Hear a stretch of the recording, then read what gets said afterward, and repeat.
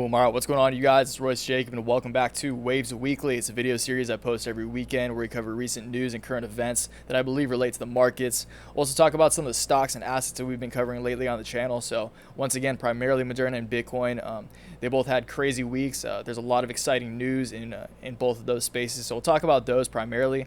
We'll also cover some of the traditional markets, and I'll just let you guys know what I'm thinking going into next week. Okay, so as always, if you go on to gain any value from this content, I would appreciate it if you like the video and subscribe if you're not already. And check out some of the links down below if you are interested in helping me help you. Okay, so that said, per usual, we'll go over all of the things we're going to cover, and then we'll dive into each one individually. Okay, so once again, Moderna, we'll kick it off with Moderna. I did make a video earlier this week, if you guys saw that explain the majority of my thoughts on where Moderna is at right now, but we'll just briefly go over it. I'll let you guys know kind of what I'm seeing on this chart and what I'm expecting next week, just in my personal opinion. Again, we did cover a lot of the Moderna news, but this is just a video that I want to show you guys for you guys to check out on your own time, maybe after this video if you care to. We'll look at the SPY traditional markets. I'll just give you guys a brief rundown of what I'm seeing in traditional markets and what I'm thinking. Moving on from here. And then we'll cover Bitcoin. Like I said, Bitcoin just fell off an absolute cliff. Okay, so there's a lot of fear in the air in Bitcoin. There's a lot of hype behind it as well. But those on the inside know the fearful side of what's coming up with the halving. So we'll talk about the halving. I'll briefly break down what the halving is for you guys who don't know. I do have a video on the Bitcoin halving if you guys want to check that out. But we'll talk Bitcoin. I'll let you guys know what I'm thinking in that space. This is a chart in regards to the Bitcoin halving and all previous Bitcoin halvings. So this dates all the way back to the birth of Bitcoin, the genesis of Bitcoin back in 2010. And it covers each halving. Okay, so we'll dive into that because I feel like that's obviously important for right now because the halving is next week. And then we'll get on to the content of the week. So this is everywhere. I'm not surprised if you guys have already seen this, but this is a Joe Rogan interview with Elon Musk. And then a podcast called the Pond Podcast that I feel like is one of the best podcasts in the investment space. Okay, so we'll cover that. I'll just let you guys know what I think about both of these. But yeah, let's get into the news. Okay, so Moderna dropped great news. They got FDA approval to move on to phase 2 trials. That's huge. The stock reflected it. They had a fantastic week. So yeah, moved up like 15% probably this week. Anyway, they closed the week around $60. Again, very strong week for them. They are still holding this uptrend. So I did mention this. I had the same kind of beam pattern drawn on my last video.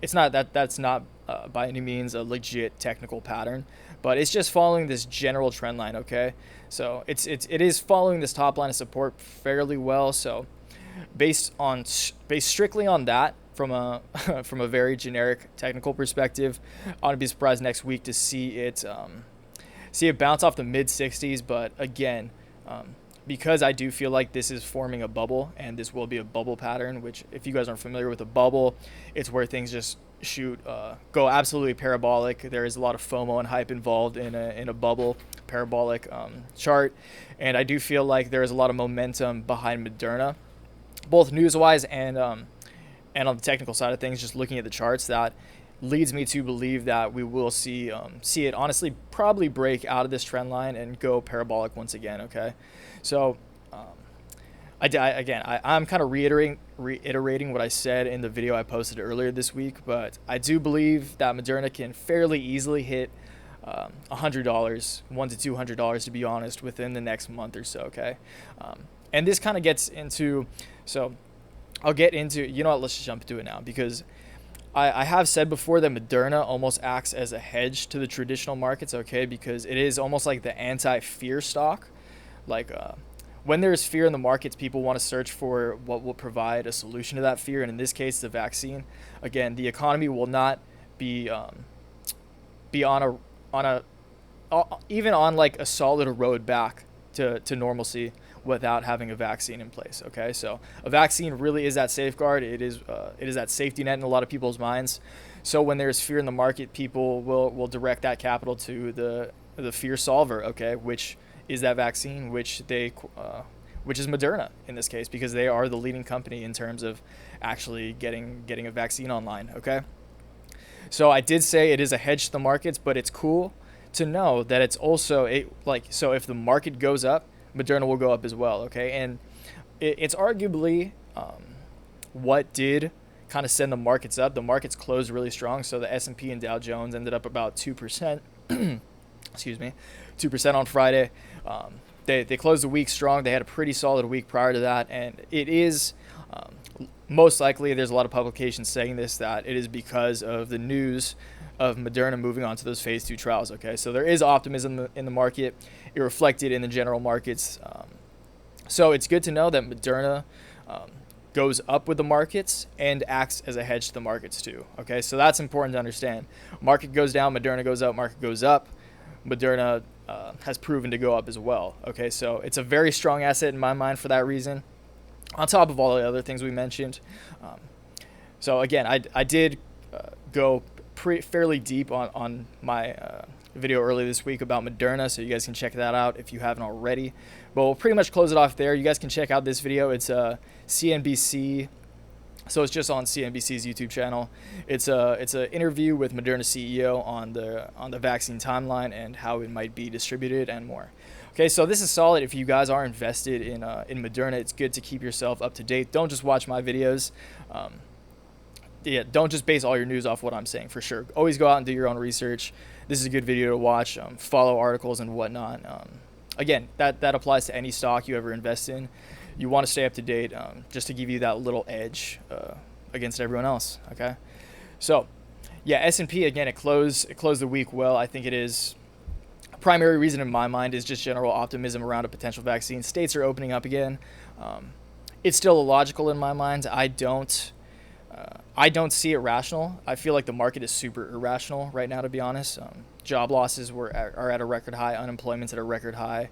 It's awful, and I don't think it's funny because the markets right now are really reinforcing the growing opinion I've had that the economy and the market are two very different things. Okay, so the economy is obviously in shambles right now, but the market seems to not care at all, and that's just kind of the message I'm getting through my head. I don't know. I was convinced that we're going to have a 50% correction. We still might. We have to see how the summer plays out, because traditionally summer months are the worst months for equity markets. Okay, so we'll see how these next couple months play out, because it's very crucial. Another reason is a lot of companies are announcing earnings right now, and they're not as shitty as a lot of investors thought, I guess. So that is leading some optimism. There's investors are really just kind of scratching and searching for any sense of hope in this market, which is great. I love the optimism. But that said, it is very irrational in my mind, and it's this growth is unwarranted. I don't think the rebound should be this significant. But again, at this point, it's like who the fuck knows. I've taken a lot of my shorts off the table just because there is so much bullish momentum based on hope in the markets. I'm not trying to fight this uptrend. We are currently back into an uptrend, and I'm not going to try to fight that. But also, there are probably other people thinking that right now as well. So if you guys watch my other video, Market Zigs, Use Ag, always try to be one step ahead of the general public, okay?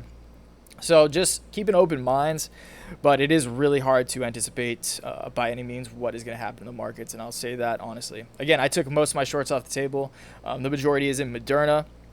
My call positions, I have a few in some e-commerce companies and whatnot. If you guys want to see my full portfolio, I'll just plug it right now. I do have my complete portfolio course if you guys want to check that out. I did have Riot on there prior to making that video, so if you guys were able to catch that early, you're stoked. Because Bitcoin just tanked, it is likely that Riot will probably not do so hot on Monday, sadly, but I'm still bullish long term. You know what, we'll get into Bitcoin right now just on the subject of Riot and Bitcoin and whatnot and tanking. So yeah, Bitcoin tanked pretty much at the time of recording this, so it's currently Saturday afternoon in Hawaii as of recording this. Bitcoin just fell off an absolute cliff.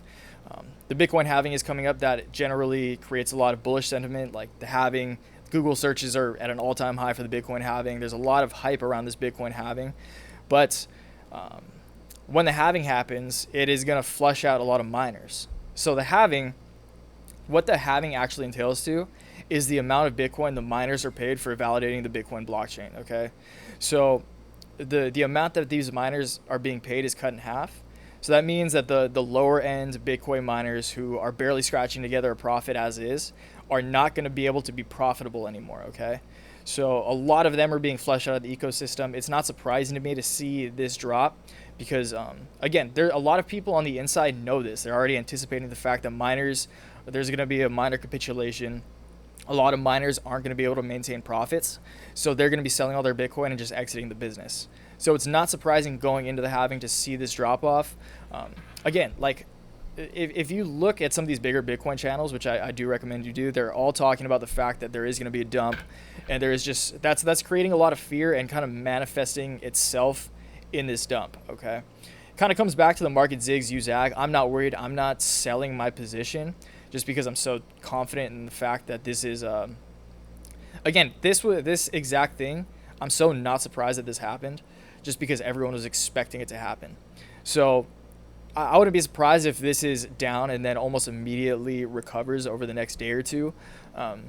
Just because, again, sentiment, like the macroeconomics around Bitcoin are all so strong, and there's so many fundamental drivers right now behind why Bitcoin should succeed in my mind.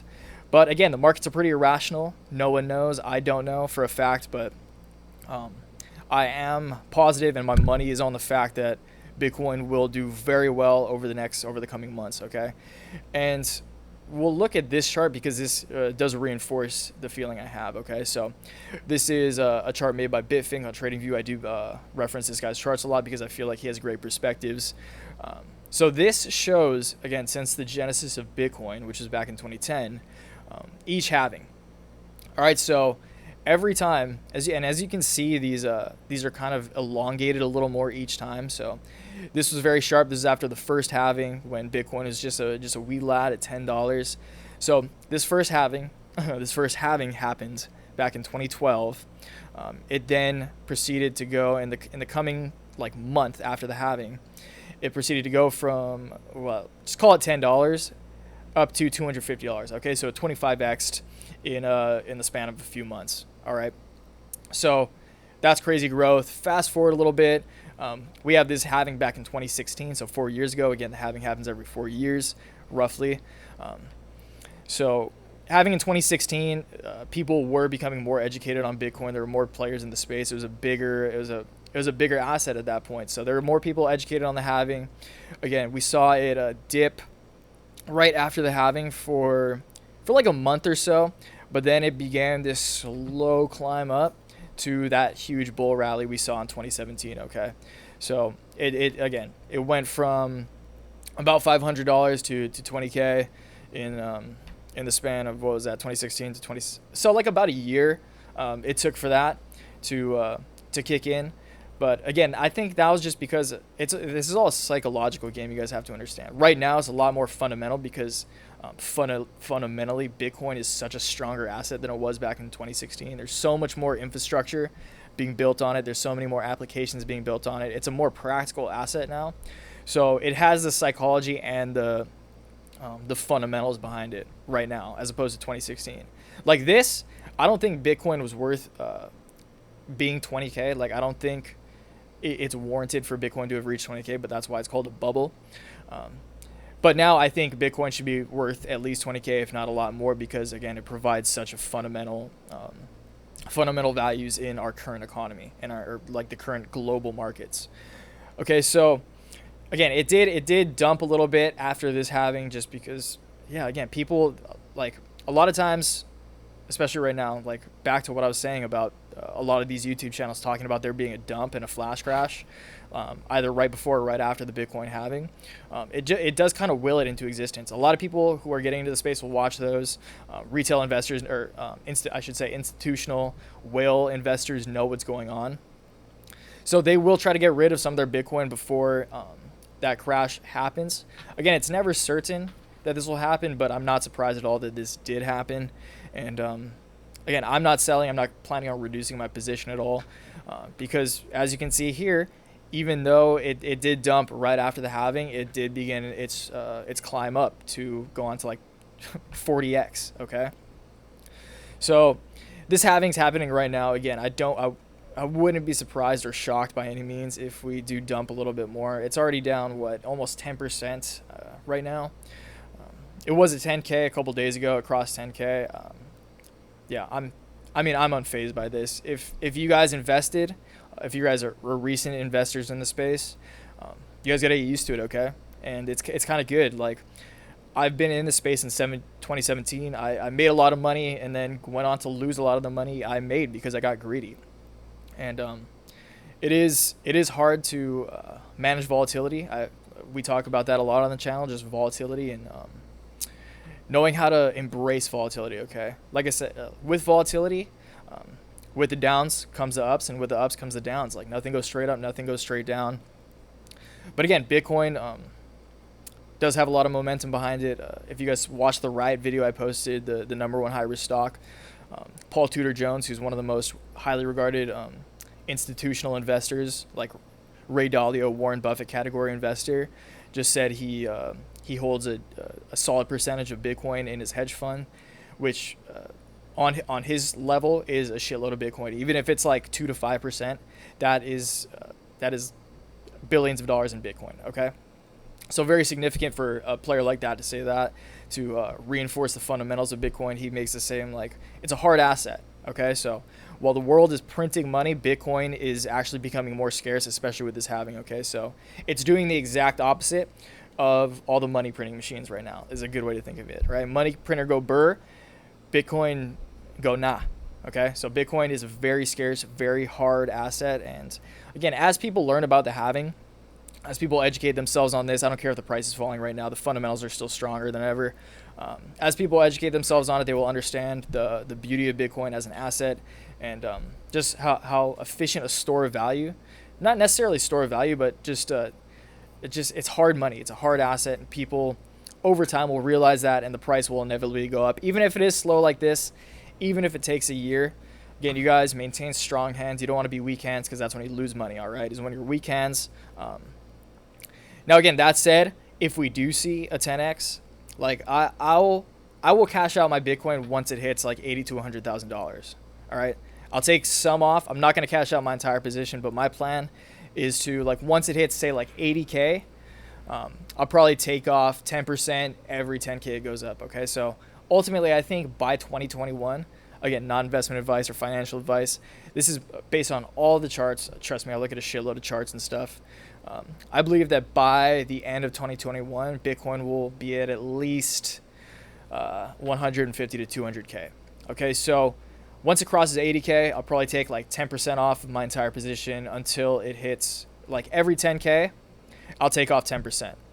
Okay, until it hits like 200K or something. Okay, that math doesn't really add up, but I'll take off small amounts every 10 to 20K that Bitcoin goes up, just like depending on how it's rallying and how parabolic it may go. Okay, so I will keep you guys posted forever. This is just kind of a rant about it does piss me off a little bit that it dumped like this, just because it is being willed into existence. But again, I've been through so many of these, Like, in the grand scheme of Bitcoin, 10% is kind of a drop in the bucket. Like, you'll see 10% moves down, 10% moves up on the day-to-day when we re-enter that bull market. So again, you guys, just if you do want to invest in Bitcoin or Riot or any of these other high-risk assets, start with small positions, because it does take a strong stomach to be able to handle it. But again, if you do want to stay in this is a very long game. You want to build that resilience, you want to build character, and it just builds mental fortitude as a trader if you can stand these losses, because you will lose. It's inevitable that at times you will lose. Obviously, learn from those losses and know what you could have done differently, and apply those losses to what just learn from your losses and apply those to future actions you take. But as long as you're learning, as long as you're not being sad and quit, that's all that really matters. All right, you only lose if you quit, so just don't quit. Learn from what you've done wrong and apply that to your future actions. All right, so a little motivation there, but yeah, we'll close it off there. I will make, because the Bitcoin halving is happening next week again. It happens on, I believe, Tuesday, the 11th or 12th. So it happens Tuesday. I will release a video probably dedicated to that next week. And Moderna too. Like everything we talked about, this is just kind of a little wrap up. again, that's what Waves Weekly is. It's just a talk story with you guys and wrap shit up and let you guys know what I'm thinking about next week, okay? So, that said, content of the week, JRE podcast, Elon Musk. That's a huge deal. So Elon Musk, first appearance he's had in a long time. He has been on Rogan before. It's a huge deal. Rogan, honestly, is one of the biggest, maybe the biggest, for sure the biggest solo media entity on this planet right now. Like, Joe Rogan is probably single-handedly more powerful than every single news network, like mainstream media news network combined. I should say not mainstream, but traditional media networks, so CNN, NBC, Fox, whatever. Rogan towers them, okay, as far as like based on analytics, based on consumer sentiment as well, but like analytically he gets way more views than all of them combined for sure. Okay, so this is a big deal. This is a sick podcast. This is Elon's first interview since having his child. They do talk about it in the beginning. The way you pronounce it, if anyone was curious and haven't looked it up yet, is, what is it? Ash. The AE is Ash, and then A12. So X Ash A12. All right, so very on brand for Elon. Not surprised at all that he named his kid that. They also talk about Neuralink, which is the chip in the I guess you could call it the mainframe, your head, your brain. Pretty much just integrating technology like a smartphone into your head. All right, it's a cool conversation. This dude is, again, in my mind, he is a troll. He can be trolly. He's kind of a wild card, but he is one of the most important people on our planet, and he will truly push the human species forward, probably more than anyone else that I can think of. All right, so very cool interview. It is long. I would recommend a little podcast reader. I love podcasts. I've been listening to a few hours of podcasts, at least like 2 to 3 pods a day for the past, like, not to brag, but kind of a flex. Like, the job I have blesses me to listen to podcasts while I work. So I do listen to like 2 to 3 hours of podcasts at least every day for the past like 5 years or so. Okay, so great podcast, veteran podcast. Tip, listen to it at 1.5x speed. All right, you can do 2x if you can keep up. Even if, like, honestly, it's a little much for me, but 1.5x, especially because Elon is very thoughtful. He's a little slow with his speaking. 1.5x is a good speed in my mind. That's what I listen to this at too. It's solid. Okay, so that said, that's a good pod. Check that out if you haven't already. Again, it's huge news. I'm not surprised if you guys have, but if you did, let me know what you think about it, because, again, this is such an interesting dude who's doing such revolutionary things. All right, last piece, the Pomp podcast. I actually reference this guy's newsletter in a lot of the videos I make, just because he's in my mind, he's such a thoughtful and well-spoken dude. So this is, again, I've listened to a lot of podcasts in my day. This is probably the single best podcast in regard to investment in financial markets that I've ever come across. Again, super cool dude.